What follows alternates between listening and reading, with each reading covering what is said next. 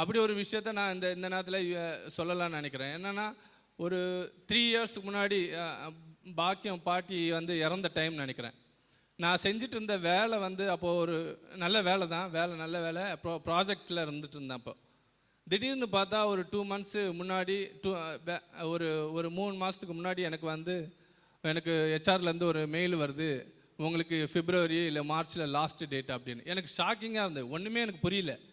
நான் அப்போல்லாம் சர்ச்சில் தான் இருக்கேன். சர்ச்சில் ரொம்ப நம்ம தான் சில விஷயங்களில் ஆக்டிவிட்டியாக இருப்போம்ல. அப்படி இருக்கும்போது நமக்கு திடீர்னு இப்படி ஒரு நியூஸ், உங்களுக்கு இது மாதிரி உங்களுக்கு இந்த டேட் லாஸ்ட் டேட் அப்படி சொல்லி மெயில் வந்தது.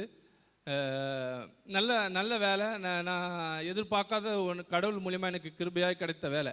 அப்போ எனக்கு அப்படி ப்ராஜெக்ட் டீம் க்ளோஸ் பண்ணுறாங்க, இந்தியாவுக்கு போகுது, அதனால் நீங்கள் எங்களுக்கு தேவையில்லை அப்படின்னு சொல்லி எனக்கு மெயில் வந்துச்சு. நான் அப்போ ரொம்ப உடஞ்சி போயிட்டோம், நான் என் ஃபேமிலி. ஏன்னா என்னோடய சம்பளம் மட்டும்தான். அப்போ கல்யாணம் ஆன புதுசு. அப்போ என்ன பண்ணுறதுனே தெரியல.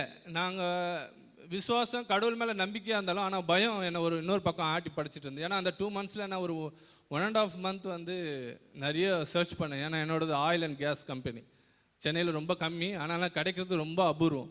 கிடைச்சாலும் நான் நினைக்கிற சம்பளம் கிடைக்குமான்னு தெரியாது அந்த சூழ்நிலை. அப்போ அந்த நேரத்தில் அப்படி பார்த்துட்டு இருக்கும்போது எனக்கு என்னன்னு தெரியல.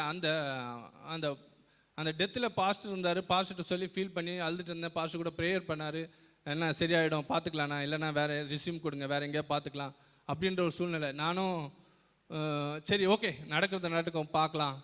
ஆனால் விசுவாசம் நீங்கள் சொன்ன மாதிரி அந்த நேரம் இந்த மாதிரி சூழ்நிலை நீங்களும் ஃபேஸ் பண்ணியிருப்பீங்க. நிறைய உங்களுக்கு வேறு சூழ்நிலை இருக்கும். எனக்கும் அதே மாதிரி நேரம் தான். ஆனால் பயம் ஒரு பக்கம் இருந்தாலும் நாங்கள் நானும் ஒய்ஃபாக இருக்காங்க, ப்ரேயர் பண்ணோம். இப்போ ஒரு பொருத்தனை பண்ணி ப்ரேயர் பண்ணோம்.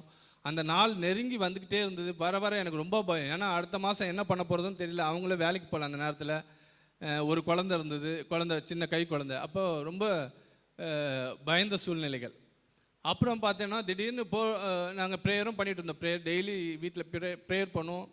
இன்னும் அதிகமாக ப்ரேயர் பண்ணுவோம். அதுக்கு முன்னாடி கொஞ்சம் கம்மியாக இருந்தது, அதுக்கப்புறம் அதிகமாக ப்ரேயர் பண்ணோம். அப்புறம் பார்த்தோன்னா அந்த லாஸ்ட் டேட்டுக்கு ஒரு 2 நாளைக்கு முன்னாடி நான் என்னோடய செட்டில்மெண்ட்டை பற்றி பேசும்போது பார்த்தோன்னா அவங்க சொல்கிறாங்க, உங்களோட வேலையை நாங்கள் ஹோல்டு பண்ணி வச்சுருக்குறோம் அப்படின்னு. அப்போ எனக்கு நம்பவே முடியல. உண்மையாக இப்போ நினச்சாலும் எனக்கு ஒரு மாதிரி தான் அது ஃபீல் ஆகுது. ஏன் ஹோல்ட் பண்ணி வச்சுக்கிங்கன்னா, ஒரு டிஸ்கஷன் போய்ட்டுருக்கு, நான் உங்களுக்கு சொல்கிறேன் அப்படின்னு சொல்லிட்டாங்க. நீங்கள் கண்டினியூ பண்ணுங்கள், உங்கள் வேலையை கண்டினியூ பண்ணுங்கள், சென்னையிலேருந்தே கண்டினியூ பண்ணுங்கள் அப்படின்னு. அப்புறம் திருப்பி ஒரு வாரம் கழித்து எனக்கு திருப்பி மெசேஜ் வருது, ஹெச்ஆர்கிட்ட மெசேஜ் வருது, உங்களை ப்ராஜெக்ட் டீம்லேருந்து அவங்க ரிமூவ் பண்ணிட்டாங்க, இன்னொரு டிபார்ட்மெண்ட் உங்களை டேக் ஓவர் பண்ணிட்டாங்க, நீங்கள் அவங்களுக்கு கீழே வேலை செய்யுங்க அப்படி சொல்லிட்டு